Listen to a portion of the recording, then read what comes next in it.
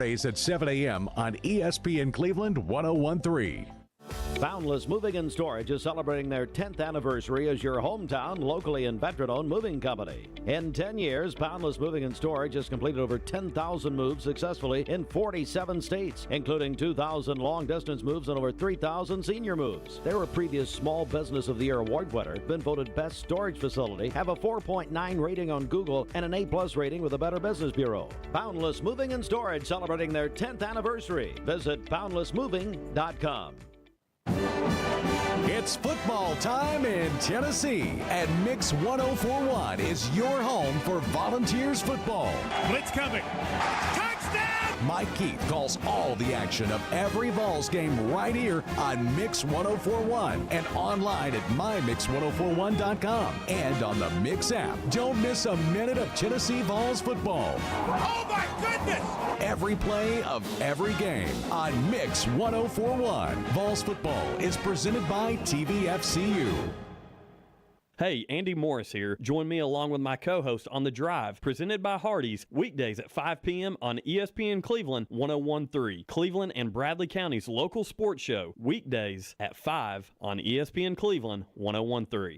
From the Kia of Cleveland Studios, this is ESPN Cleveland 101.3, WCLE HD2 Cleveland, W267BI Cleveland, ESPN Cleveland 101.3. The top of the hour is presented by Best Buy Metals, making the top of your house the best it can be. Visit bestbuymetalroofing.com.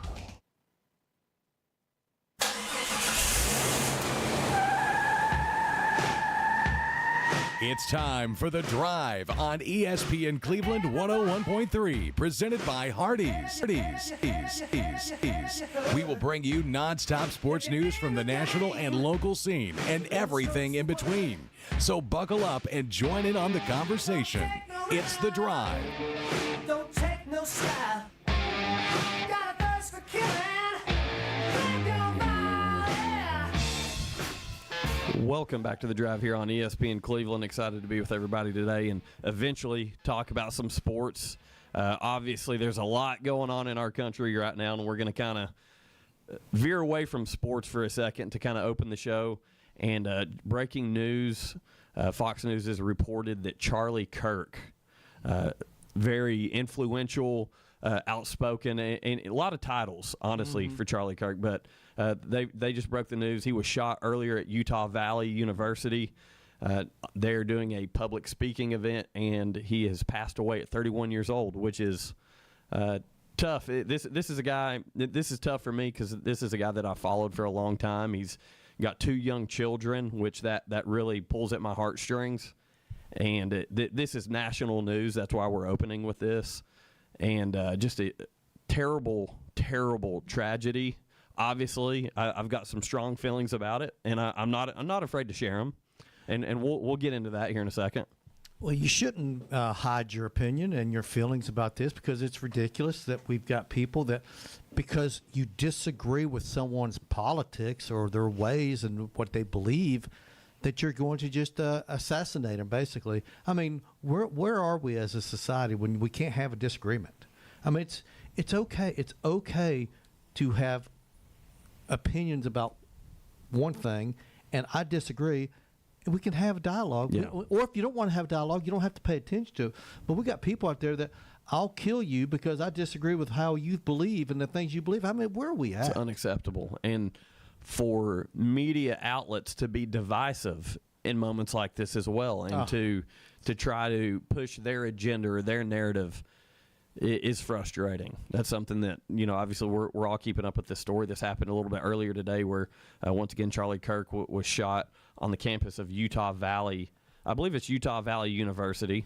And it's heartbreaking because human life is so much more valuable than political opinion, athletic sports opinion. Like, you see these people in bleachers fist fighting each other over their teams. I've always thought it's ridiculous. Yeah, it is. Yeah. I just want to say it's just heartbreaking as a dad, as a person who tries to love everybody. Like, to think that it could happen just because I have a differing opinion as someone. Charlie Kirk never did anything wrong besides just speak and speak his mind. And that's something we get to come on this show and do every day. Like we come on and we give our opinion on things. And you have the ability as a listener to not agree with something that I have to say, but as a dad who's about to, raise 2 young men, it's devastating. It's hard to swallow that that's where we are as a country, that just because someone has an opinion that's differing on either side of the aisle, I think both parties can come together on this, that you can't just attack somebody and take somebody's life because you disagree with them. If this was a Democrat or a liberal type person, we'd be having the same hard feelings about it, because it's wrong. You shouldn't take someone's life because you disagree with what. Well, it's because we're not mentally ill on this show. Let's call a spade a spade. We're not mentally ill people, and we have a heart. And the 3 of us here, we share a faith in Jesus Christ, and human life is valuable. Human life is important. And that's where I want to emphasize again, this is a story that's weighing very heavy on us. So we felt like, instead of, hiding our emotions and trying to be funny and trying to talk about sports to open the show, we're just going to go ahead and kind of pull the Band-Aid off, per se, our emotions, because I'm heartbroken right now. I really am. And I hate to put a damper on the drive, but this is where we are right now as a country. This is national news, and it's heartbreaking for so many different reasons, because not only was he young, intelligent, and obviously opinionated, and you don't have to agree with everything that he said. And this is one thing I want to kind of get personal with myself here a little bit. I'm conservative. I'm a Republican, and I'm not afraid to say that. Do I agree with everything that the Republican Party represents or does? No. Same here. Yeah. But I have a lot of friends that are Democrats. Some kind of maybe even libertarian, maybe in the middle. Like, I like people. I can't stand Michigan, but I have friends that are Michigan fans. I can't stand USC. I have friends that are USC and Phillies fans. Rob Varner, who provides our stats every Friday night for Walker Valley football, big-time Phillies fans. I can't stand the Phillies. But guess what? He's a good dude. We get along. Yep. So we're losing sight of what's important, and it's relationships. You don't have to agree about everything. That's a good thing about our country. Like, we're not some third world country where, like, you get executed if you don't walk in line. Yeah, we have freedom of speech here. Freedom of speech. And that's what, he exercised freedom of speech every time he talked. And but we should be able to do that without fear of retaliation. And unfortunately, we got some people that just can't handle it. And I don't understand it. I've never thought about how someone could think like that. It's never entered my mind. I don't have those type of thoughts. And so stuff like this, just like I said, we've seen stuff like this. I mean, someone tried to take out Donald Trump last year. We've had other politicians have been assassinated, and there's been threats. Listen, we had a politician, like a Democrat, someone in Pennsylvania, someone burned his house. That's ridiculous. It's just because you don't agree with his politics, you don't burn their house, you don't shoot him, you disagree and you go on, vote him out of office or whatever. But my gosh, we've got to a point where people just they're just, like you said, I think they're mentally deranged. And they're sick individuals, and I don't know who this guy is. Assuming they've caught the guy, I know they've got a suspect in custody. Is it the guy? I don't know. We'll find out, I guess. But yeah, it's just so sad. It's just so senseless. Yeah, and really, if it's cool with y'all, I'd like to just take a moment of silence. Do with that time what you will, but just take a moment of silence for Charlie Kirk and his family.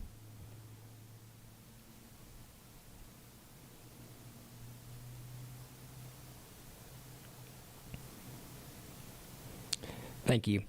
All right, so let's turn the page. It's hard to do in a time like this for sure. But let's turn the page and get back to sports and start the drive off. Yeah, Jim. So obviously yesterday wasn't able to sit in with you guys. Was enjoying a little bit of cheer camp with my daughters yesterday. The rumor was you were doing something else, but I'm not. I don't know. I think you might have missed that. I think I did. We heard that you were going down to a parlor somewhere to get some new gear. There's one way to put a smile on our face here at the Drive, and it's to talk about nipple piercings. Oh Lord, we didn't say that. No. We just said A piercing. yeah, a piercing. Of somewhere on your body. We have no idea where. It don't matter. Jim said it don't matter. By the way, just in case you were interested, Dan Harrelson from VolsWire is going to be joining us around 7:10, 7:15 today. We'll get his take on this huge game that's going to be taking place in Knoxville, That's right. Tennessee. Hey, what I was getting at, though, is our TVFCU Tennessee Ticket Tuesday was yesterday. Yes. And I believe we gave those tickets away, and so we've got a recipient with them in hand. So we'll announce that again here momentarily once we get that confirmed. But, man, what a great deal that is. 2 tickets to the Tennessee-Georgia game. And they're quality seats, guys. 2 free Hardees combos. Yeah. So you're not going on an empty belly. No, you're not. That's prime time right there. And the Tennessee T-shirts, too. Yeah, so I know we have a swag basket in Those I could do without. I'll take the Hardees. I was about to say, I know for a fact that because I heard Bridget say it because she keeps up with this stuff. Steve obviously doesn't. He doesn't know what's going on most of the time. But Bridget said that there were a lot of Georgia fans trying to win the tickets as well. I know they broke the record for the most entries in a ticket contest of all time. They had thousands of people that were registering trying to win these. Goes to show you, man. It's a hot tie. You want to hear a funny story? I won some I want to say I was in college or maybe like right out of high school, and it was through one of the local dealerships, and I won 2 tickets, great seats. All my friends were going to the game. They bought tickets together up in the upper deck, like literally you're gonna fall out of Neyland. Up there in the nosebleeds. Like 1 row away from falling out of Neyland, and I gave the tickets to my dad so that I could sit with my friends up in the the upper deck. So, sometimes It's a good son right Yeah, there. that is good. Dad and Uncle got to go, and I got to celebrate with the boys. So it was a good night. That's pretty cool. funny. Hey, speaking of some football action, some middle school action this week, Lake Forest takes on Northview tomorrow. That game's at 7 p.m. there at Lake Forest Middle School. The Ocoee Colts taking on Sequoia at 7 p.m. That'll be at the MAC at Walker Valley High School. And then Cleveland Middle, this is a big one, road game here. Up there at McMinn, taking on McMinn. Junior varsity starts at 5 o'clock, and varsity starts at 6:30. So we've got some middle school football action taking place tomorrow. Try to get out and support your future generations of Mustangs, Bears, Blue Raiders. Mm-hmm. Get out and get a look at them early because they're going to be having an impact on Friday nights here sooner than later. Something that I think our community is doing a really good job of. I haven't talked to several of our ADs, middle school ADs, that the turnout at their games this year have been great. And I've kind of joked and said this before, but like when I was playing football at Bradley Junior High School, like our parents and our grandparents were like the only people that came and watched us. That's a shame. You should listen. I know that not everyone has all the free time in the world. We get that, but man, if you got free time, if you got some even acquaintances, they don't have to be your kids, but if your neighbor's kids are playing, go out there and support them, man. It's fun. You have a good time. And the games, they're, an hour and a half? Somewhere around there. They don't last that long. It's fun to get out there. Well, and people that show up and buying tickets supports middle school athletics across the board. When you go to a football game or a basketball game, Spoken like a middle school baseball coach right there. It helps out baseball. It helps out cross country. It helps Sure out does. track and field. It helps out all those things. So when you go and support, that's a big deal. So go out and do it. Absolutely. So also got a little high school football coverage to talk about, presented by Food City. Once again, all of our high school football coverage right here on the Drive is presented by Food City. A big week this week for our local teams. Bradley, another region game. They're up at Farragut, and that's a big one for them. Bears kind of on a roll here, looking really good over the past couple weeks. Cleveland up there at Maryville. Oh, my gosh. Thought I'd throw that one out there for you. Actually, not at Maryville. It's at Benny Monroe Stadium. So, but anytime you're having to face the Rebels, that's a tough task. But listen, Coach Brown, I think he's kind of made for that. We heard him talk about on the show. Us against the world. That mentality. And he even said, like, you come to Cleveland High School playing big football games. Yep. And even if it's kind of we'll call it what it is, a little bit of a rebuilding year, kind of restructuring year with this young talent that they have there, that they're going to play in some big football games, and they're not going to shy away from it. Well, I'll tell you what, it's fun. I mean, Maryville's always one of those teams that's they're in the hunt, and Cleveland, more often than not, is this year. Maybe not so much, but like we said, I tell you right, I'm a believer in the coach they've got. I think Coach Brown is going to turn this program around, and I think this time next year we'll be talking a little bit more highly about Cleveland Blue Raider football. But this year is what it is. Brick by brick. Didn't the gentleman up in Knoxville say that one time? Whatever it takes, man. Brick by brick, And then also the Walker Valley Mustangs are hosting Chattanooga Central, the Purple Pounders, coming up there to the MAC at Walker Valley High School on Friday night. Yeah, that'll be an interesting one. It's going to be Ocoee night up there as well. Going to have a lot of Ocoee Middle School athletics running around. But I think I'm just excited to watch. We called them the Ferraris in the garage. We called them the Mustangs in the garage. That wide receiving core popped off last week, set a school record of 691 yards total offense. Chase Stevens, after breaking down the film, like you can call a game on Friday night from 50 yards away up in the booth, but seeing it on film of him going through his progressions and going through his reads, that was one of the best performances by a high school quarterback that I think I've seen in a very, very long time. And then also give the big boys their credit. They gave him time to throw against a very respectable defensive line in McMinn County. So it was a fun game to watch. So come out and see the rest of that season unfold, or you can listen to us on 99.1. That's right. Cleveland's Oldies 99.1, which of course, the great Walker Valley football coverage that we provide our listeners there goes along with the listening content during normal hours when you get to listen to some of those oldies that Mike Lee's pumping out there. He's got such a good set list there to choose from, and it's always good music over there on Cleveland's Oldies. So want to be sure to plug Mike and what he's got going on over there. Another thing I do want to talk about before we take a break here, because, of course, we are going to be joined by Dan Harrelson of Vols-Wire when we come back. But we're gonna dive into Tennessee, Georgia quite a bit today on the show. But Joe Klatt mentioned something here, and Jacob might have heard this. He's concerned about Georgia, so much so that he went on to say that offense and Gunnar Stockton are big question marks. They played Gunnar into the fourth quarter. He threw 34 passes in the game in a 28-6 win over Austin Peay at home. He said he's worried. I mean, yeah, everybody gets to have their opinion.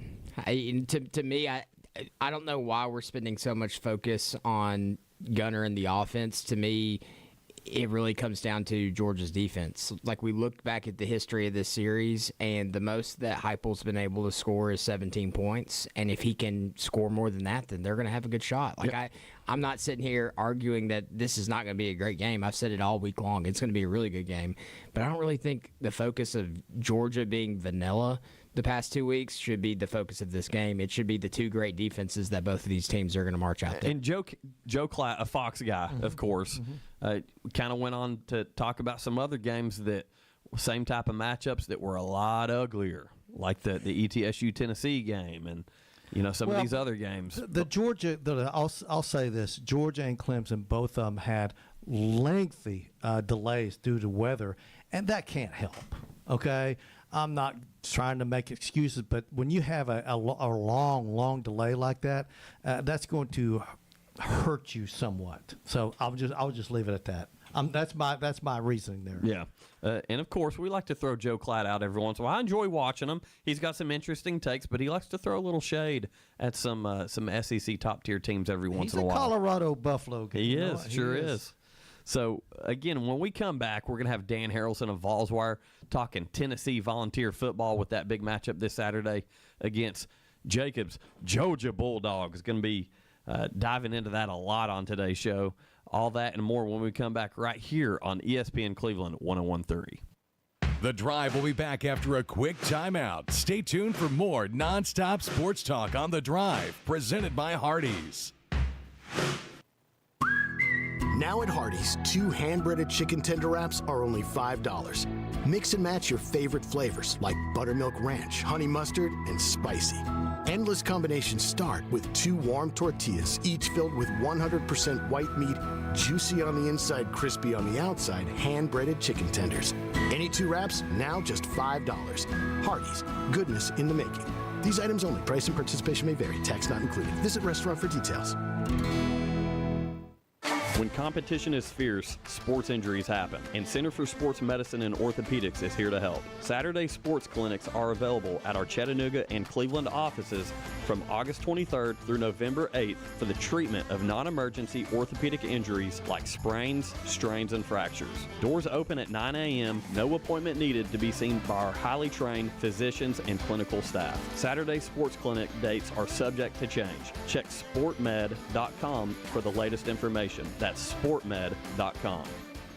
It's time again for Don Ledford's annual pre-owned truck and SUV sale. Save big on their great selection of some of the finest pre-owned vehicles you'll find anywhere. They have all brands: GMC, Chevrolet, Ford, Jeep, Nissan, Buick, Toyota, Subaru, even a BMW. Truly something for everyone. Don Ledford Pre-Owned Trucks and SUV in Cleveland is the dealership to go if you're looking for quality, variety, and a dealership you can trust to back up every pre-owned vehicle they sell. They currently have over 45 quality pre-owned trucks and SUVs for this special annual event with new arrivals almost every day.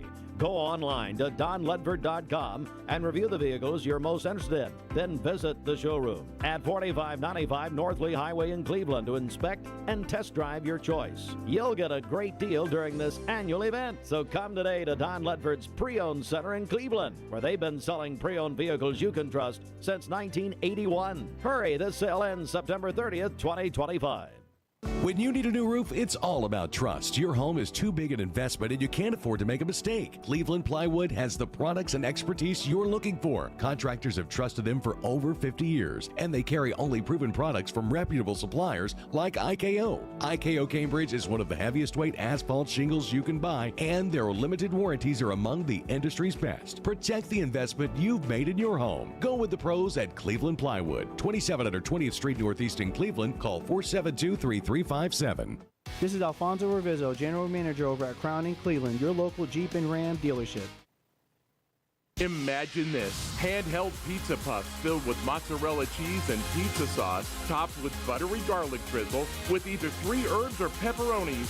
Well, it's a reality. Little Caesar's Crazy Puffs. Pick them up at 3 locations. Call Huff, Keith Street, or McGrady Drive, or order online.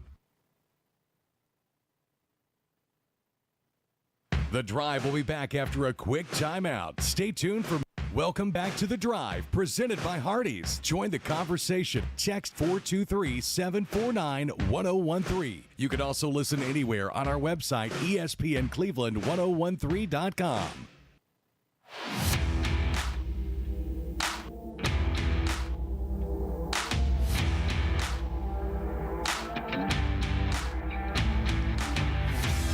Duracell in Cleveland is now hiring mechanical skilled technicians, $22 to $27 an hour. Excellent benefits beginning day one: medical, dental, vision insurance, paid vacation, holiday pay, 401k, tuition reimbursement, and more. Apply now at Duracell.com. That's Duracell.com. And we're pleased to have joining us right now Dan Harrelson from Vols Wire, and we've got a big game in Knoxville this Saturday as the Georgia Bulldogs invade Neyland Stadium to take on the Volunteers. And of course, around here we've got lots of Tennessee and Georgia fans, so living here in the Southeast Tennessee makes it a little bit more interesting. So Dan, appreciate you joining us, man. Yeah, thank you for having me on. It should be, I guess, a little bit bigger of a game, like you said, down that way, but nonetheless, it's still going to be huge up here. But like you said, you got plenty of Georgia fans down that way too. How many times are we going to hear that Georgia's won 8 straight in the series, and all of those coming by double digits? I know it's been pounded everywhere I've heard or seen. That's just been pounded into everyone's mind.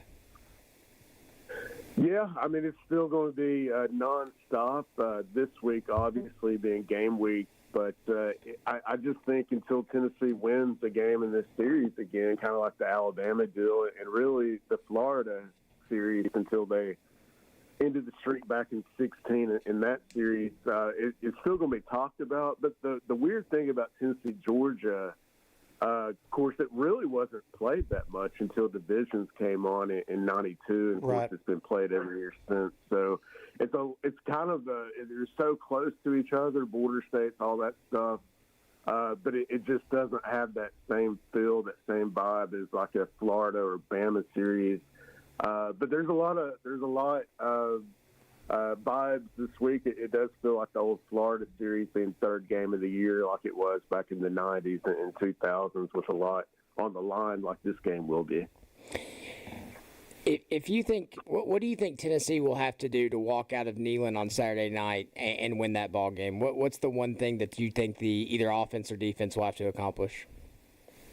I think offensively they're going to have to have the tempo that they've been able to play with that hasn't really been there the last couple seasons with two other quarterbacks. I think if they can have some success on the early downs and stay in front of the sticks and create that tempo, I think it's going to give Tennessee a chance in this game. But they're also going to have to run the ball. And, that's a tall task a lot of times when you're going against Georgia's front seven and Kirby Smart. So I think that's going to be very critical to be able to run the ball. But I think Joey Aguilar also needs to be able to move around a bit and create some space, shift the defenses, and just go downfield and attack, because that's really the name of the game in this Josh Heupel offense. I think defensively, I think it's a very big setting for Gunnar Stockton. He seems like a good guy, good locker room guy, hasn't transferred. He seems like a true Georgia Bulldog in there behind Carson and others. So, but at the same time, it's his time. He needs to prove himself in this game that, hey, this is not another Notre Dame game, that he can lead this Georgia program that always competes for SEC and national titles now and go in and win these games at Neyland Stadium like other quarterbacks before him. So I think there's actually a lot of pressure and magnitude for Gunnar Stockton more than any other player in this game on both sides. Once again, we're joined by Dan Harrelson of Vols Wire talking Tennessee Volunteer football with the big matchup this Saturday against the Georgia Bulldogs. And, Dan, one thing I want to ask you about, there's been a lot of rumblings, and I know that I don't know if it's came from anyone with some legitimate insight to the depth chart or what's going to happen on Saturday, but a lot of rumblings out there that Boo Carter might get some offensive snaps. Could be. I mean, this is the week to actually put it out there to try to put everything on display to get a win against Georgia. So I haven't heard anything specifically, but it would not surprise me. And then obviously being Wednesday, I think we'll get that first availability report. So we'll get a little bit of clarity, I guess, on David Sanders on the offensive line also. Where do you think Tennessee has the biggest advantage leading into this game? Well, I think probably their linebacking core. I think the defensive line is pretty good, but if you get to a game late, third quarter, fourth quarter, second half against Georgia, we're really going to know more about the depth on Tennessee's defensive line too. But I think the linebacker core with Arion Carter and company, that's definitely that could be the best spot on this whole team. But I think offensively, I think the running back core and tight end group is probably the best on that side. Where do you think where do you think that Georgia has the big advantage? Well, I think with their receiving core, I know we've only seen a couple of games with them. They haven't had much competition, just like Tennessee. But I think on paper coming into this thing, I think their receiver core is going to be pretty good. And that could win the game because you got McCoy and Gibson banged up in the defensive backfield for Tennessee. So if I'm Georgia, and I know Mike Bobo and Kirby probably wants to keep it simple, but they can dial up some plays downfield like they've done before, and I think that could actually be a spark in their offense just to maybe win this game or put it out of reach against Tennessee in the defensive backfield. With Kirby and the Dogs holding Heupel to under 20, the past 4 times they've met, what do you think the number is that they have to walk out of Knoxville on Saturday night to come out with a win? I think Tennessee needs to get above 24 points. I kind of see this game maybe like a 27-21, 26-21 type game. But, yeah, I think Tennessee definitely needs to get above 24 points to secure a win and maybe speaking of Boo Carter, maybe he can be electrifying, not just only on offense, but gives a spark on special teams to set up a field goal or punch it in for a touchdown, something like that. But I think Tennessee really needs to get around 24 points in this game to have a chance to win this. Dan, to kind of speak on the lighter side of things, I believe up there in Knoxville this Saturday, I believe we're checkering Neyland. Is that correct? That is correct, yes. So I believe is it still the situation where the fan that kind of came up with the idea has the website where you can get on and see where your seat is and to know what you're supposed to wear? I believe so. I think he's around Cleveland or Chattanooga. Spencer Barnett, I think, started it years ago. But yeah, I think he either has the site still or it's maybe tied in with UT. I'm not sure, but I'm pretty sure if you just go to UT Sports, you can figure out where to determine if you're orange and white. So I love it. I think it was a great idea when they first implemented it, and it's kind of stuck ever since. So it's pretty neat. I do remember in 16, Butch had the smoky grays while they checkered Neyland, so it kind of worked out against Florida. But that was why does it just bring a smile to my face when I hear stuff like that? I don't know, man. Although Tennessee has won the last 3 times they have checkered Neyland. So go ahead, Dan. Give us your prediction. I don't have one. Come on, Dan. Come on, Dan. You got it. You can't hang up without giving it to us. No, I really am kind of looking forward to seeing the availability report just to see where things are at. But all right, we'll give you a pass. Yeah, I'll probably go. Right now, I'm leaning Georgia, but we usually put hours out Friday. But I have it around like 27, 21 Georgia at the moment. But obviously that can change. And I'll say this: I think that's a solid take. Yeah, Georgia is the knowledgeable Football Observer's pick right now. But I do think there's a world that the Vols can walk away with this game and talk about just an insane atmosphere if that happens. Sure, and I think what benefits Tennessee in this matchup, too, and maybe it was just a whole offseason thing because obviously Josh Heupel continues to lose to a physical team in Georgia and Kirby Smart. The personnel groupings we've seen the first 2 games against Syracuse and ETSU, they seem a lot more physical. So maybe that was something that they wanted to really look at this offseason. And I'm actually, that's probably my biggest emphasis of this game is just to see how Tennessee can have these different personnel groupings and try to match up with Georgia's strength, especially against the front 7 of Georgia. So since we're not going to go official scores pick, I'll ask you a question. If Tennessee does win, does the goalpost hit the river? That's a good question. It's been circulated a couple of times up this way. The mindset from what I hear on talk radio here is that you don't really tear the goalpost down against Georgia because, like, it goes back to this wasn't really a series until East and West happened, the divisions, and I don't know. I personally don't think it's going to happen, but you never know. I mean, they tore it down in 24 against Bama after doing it in 22. So yeah, my thought. I would say no right now. My thought process is I was born in '93, and so in '93, like we have played Tennessee and Georgia have played every year since I was alive, and so that has been a rivalry. That's you got to think about these college kids, the ones that are going to be doing the tearing. You know, they're the ones that have lived through it. So it just makes me wonder. My prediction is yes. If Tennessee walks out of there, it's getting thrown into the Tennessee River. Yep. Hey, Dan, man, we appreciate it, partner. All right, well, thank you. All right, have a good one, man. Yeah, thanks, Dan. Right, thanks. Hey, just for some clarification on the Checker Neyland, you can go to checkertn.com, and they've got the whole seat map on there. But I'm looking at it, and there's a section here that I believe that Slim Money Mason's going to have a seat in, and there's a red dot right there. Yeah, it's an orange one. We're going to leave it at that. It is an orange section. That's the only information you're getting out of me. There's a red dot right there in the middle of it, and I believe that's Slim Money on there. They're accounting for him already. That's hilarious. Of course, the very first time they ever checkered Neyland was in October of 2014. They lost to Florida that day, 10-9. Now Tennessee has won the last 3 times. Their all-time record at Neyland Stadium when they've done that is 4-4. So, right now it's going to be Okay, so.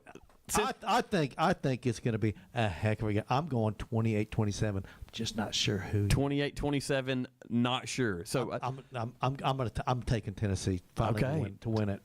Jim, Dadgum taking the Vols 28-27. I like it. If that was at Georgia, I'd be going Georgia. I like it. I like that pick. So I want to throw something out there real quick.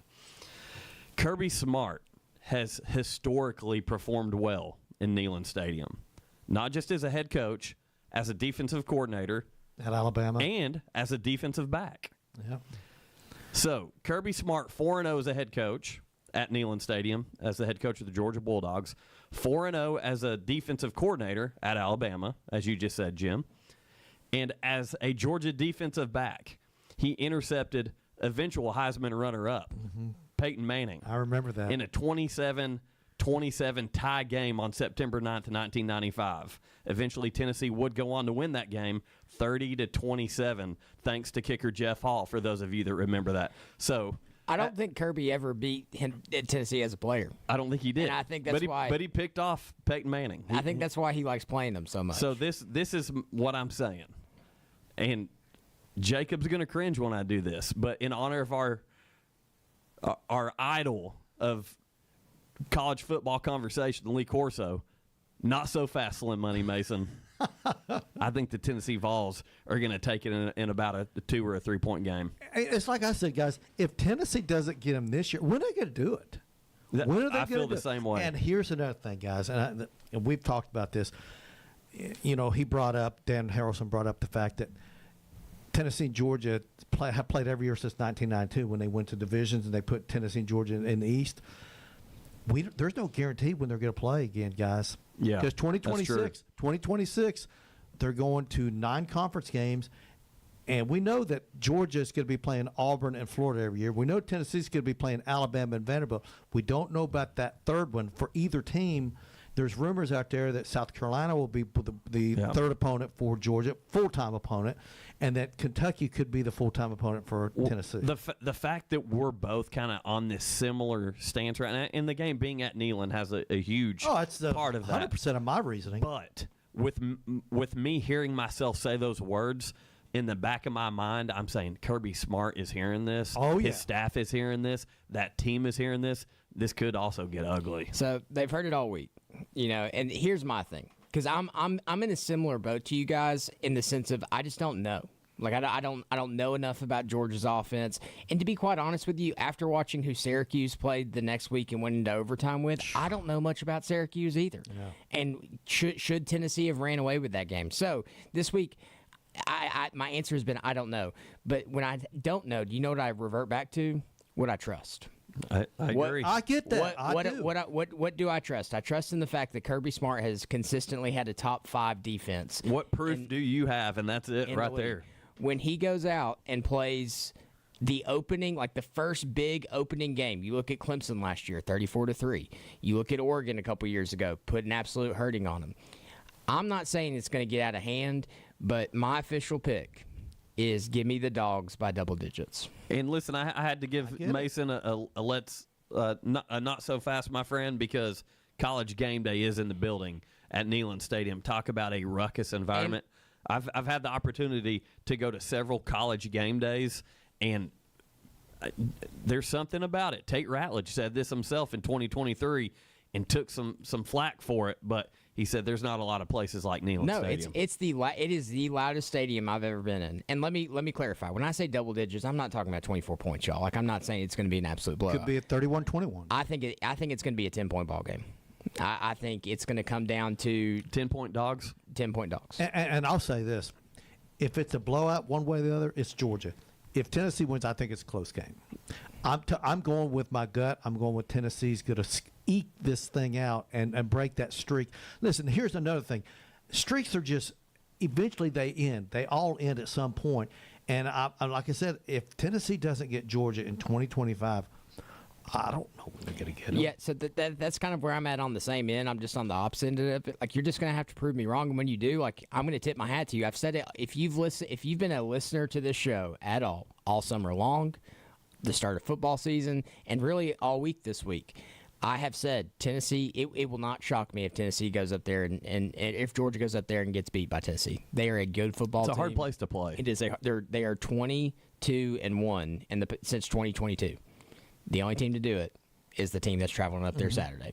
So if they walk out with a win, you're not going to surprise me. And here's the thing. You don't have to let me hear about it because I work in a middle school. I'll hear about it all week long. That's right. You will. So it will not shock me at all. But until they prove me wrong, until they show me otherwise, I'm going with the Dogs. Well, here's the thing. Stetson Bennett's not quarterbacking. Carson Beck's not quarterback. My thing about Georgia is I don't know enough about their quarterback. Now, he may get out there and throw for 325 yards, 3 touchdowns, no picks, and Georgia runs away with this game. I'm one of these, I got to see it first because I haven't seen him perform to the highest level that I think it takes to win a game like this. I feel like the only thing I do know about Gunnar Stockton is that he's a tough guy. Oh, yeah, yeah. We saw that in the SEC championship game against Texas, the way he just took off and took that hit. And oh, my gosh, he got blasted in that. He sure did. But I do think I think the experience that he got in that Austin Peay game was big-time experience. That's why he went 4 quarters to Joe Klatt's concern. I think that's why, to make sure he's logging some snaps and getting comfortable in that offense. One thing we do know, Joey Aguilar, comfortable in that Tennessee Volunteer offense. And, of course, the number 15 ranked Tennessee Volunteers are hosting the Georgia Bulldogs this Saturday at Neyland Stadium. Georgia coming in ranked number 3 and number 3 in the coaches, 6 in the AP. And I think this is a Georgia team with a chip on their shoulder, and you'll be able to listen to it right here on ESPN Cleveland 101.3 for Georgia coverage.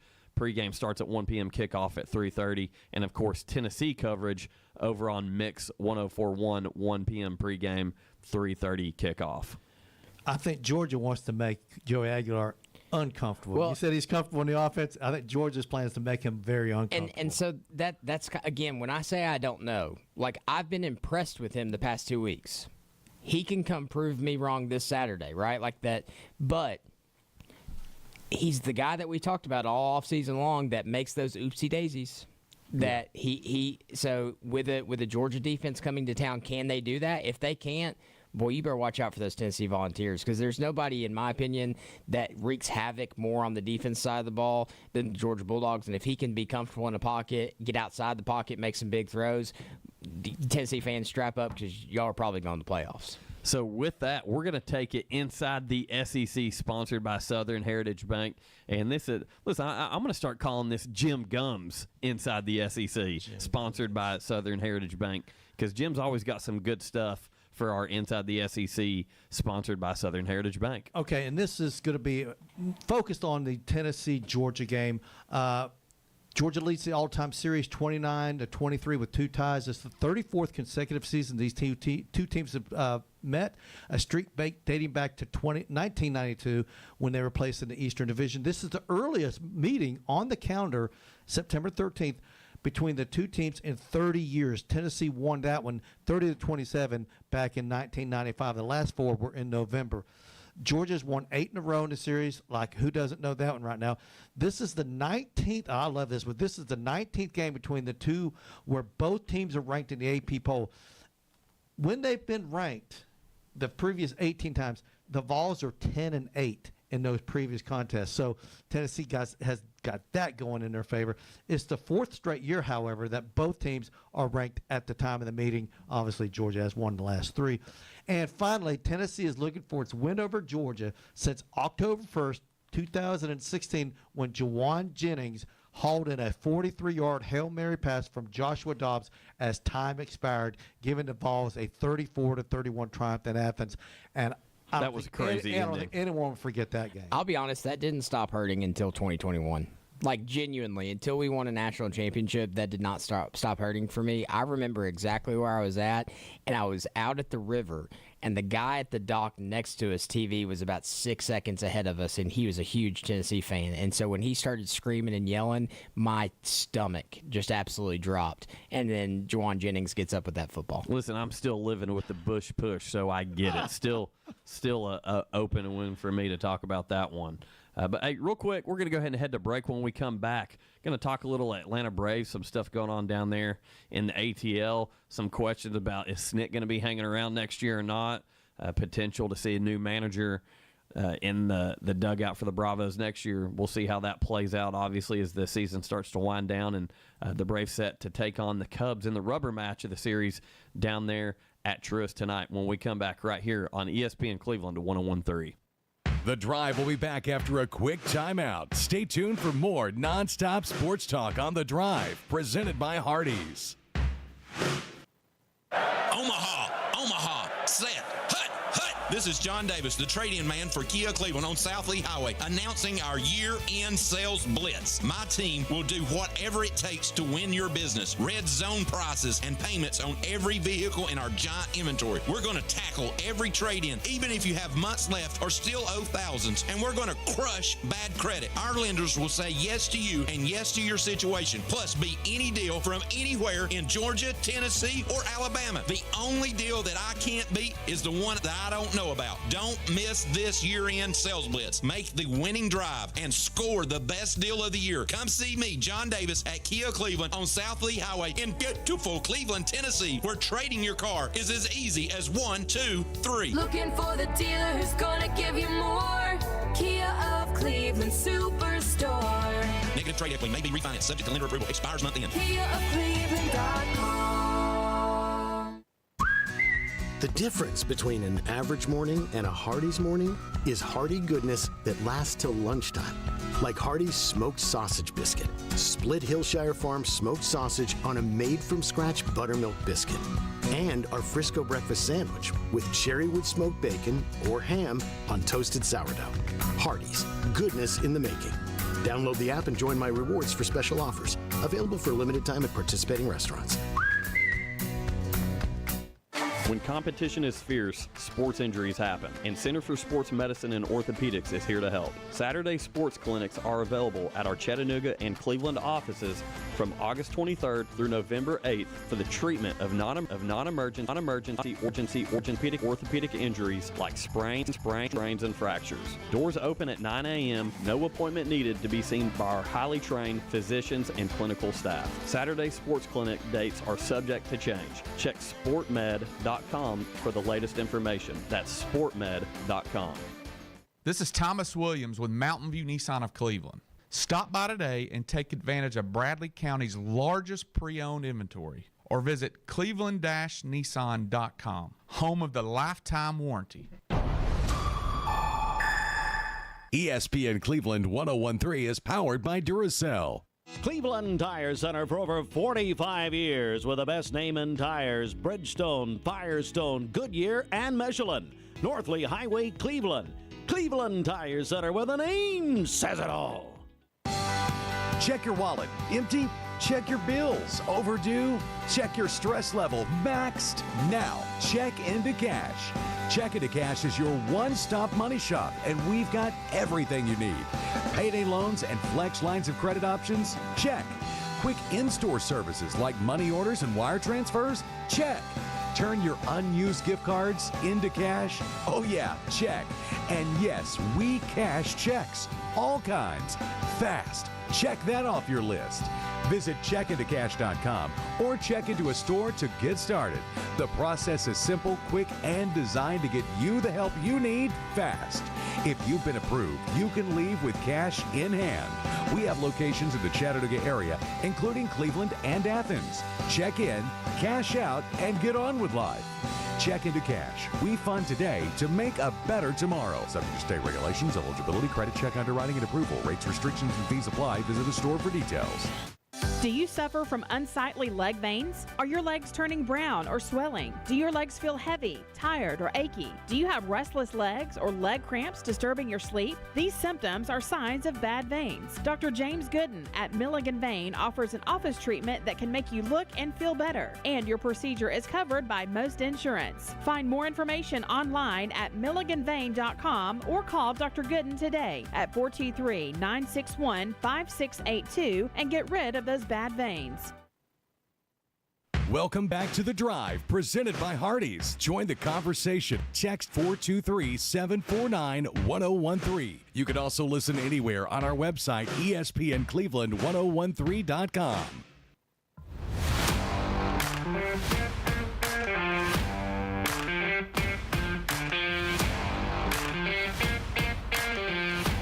For over 100 years, Mayfield Dairy has been delivering farm fresh dairy beloved by Southern families. In 1983, Mayfield introduced its iconic yellow jug. Learn more about Mayfield today at mayfielddairy.com. Once again, that's mayfielddairy.com. And Mayfield Dairy Farms, exclusive sponsor of all things Atlanta Braves here on The Drive on ESPN Cleveland 1013. And so one thing I want to talk about before we dive into some results from last night is the possibility. There's been some rumors, some things out there about manager Brian Snitker possibly retiring at the end of the year. And there's been some names thrown around, but it was reported today from Mark Bowman, the Atlanta Braves beat writer for MLB.com. He said Snitker said he hasn't decided whether he wants to retire. There have been days when he thought this would be his last year as a manager, but he doesn't necessarily want to end with a season like this. Well, I mean, there's no guarantee that Tennessee, that Atlanta would have a winning season next year. You think they would, because you would think they'd be healthy and much better place than they are now. But, I mean, is he the best option for the Atlanta Braves as far as leading this team? That's the question. If you think there's a guy out there that could do or get more out of these players than Snitker, then you make the change. Or do you let him retire, or do you force? I think Alex Anthopoulos has made it very, very clear that Brian Snitker is going to let us know when he's ready. Okay. So that's one thing, and I'm all for that. I felt the same way about Philip Former with the Tennessee Volunteers. I think that was a miscue on there, the way that was handled back then. But so I'm always, when someone has built you up to a certain place, they've kind of earned that. Now, the only time is if there's just extreme chaos within the program or within the organization in terms of Major League Baseball, where you have to say, hey, Coach Orgeron, dude, we got to get you out of here. Thanks for the national title, but you're not doing your job anymore. Like that's a unique circumstance when those things are going on, or when you're a Jimbo Fisher at Texas A&M, just collecting your paycheck and showing up and not really recruiting. And so I think in terms of Major League Baseball especially, you're dealing with professional athletes.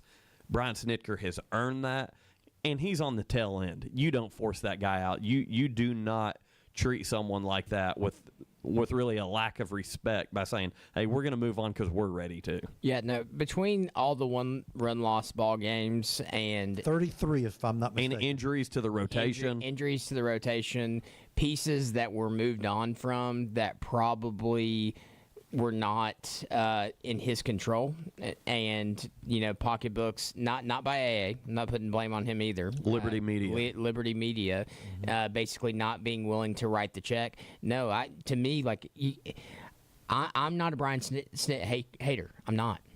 Like, I think Snit has done such a great job to put us where we're at. You look at a dark time that we were in before his leadership. Be wary. It can be that bad again. And there are a lot of Braves fans out there that are ready, that want Snit to retire. There are a lot. You get on the social medias, and every single night when the Braves are in a tight game, and then in the 8th inning, other team stretches away, kind of like last night's game, there's so many Braves fans sounding off saying, all right, listen, let's make a change. Just looking at the normal starting 9, that includes Marcell Ozuna at DH. Which position would you like to see a change for next year? Which position? Is it shortstop? Is it DH? What position do you think is where the Braves are at their weakest? Obviously, We know that the third base is fine, first base is fine.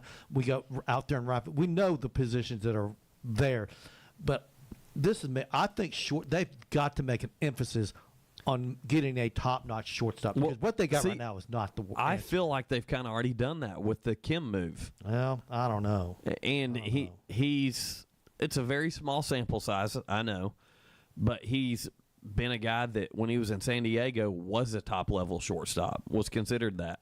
So I think that's why you're kind of kicking the tires on him. What about Ozuna? Right now, DH is one of those spots, but there's so many options that you can do with that. I don't think Ronald Acuna is ready to give up being an outfielder, but it's really, really nice when you've got that DH spot with a guy like Matt Olson, who is the active player for most consecutive games played in Major League Baseball, and being able to plug him in that spot to keep him healthy but keep his bat in the order, to be able to plug Ronald Acuna in the DH spot when, hey, you know what, that surgically repaired knee might be acting up a little bit, might be a little bit sore, or when you get an Austin Riley who's coming back from injury, a Sean Murphy who's coming back from a hip injury. And I was thinking about it when Jacob was talking about all the injuries to the rotation.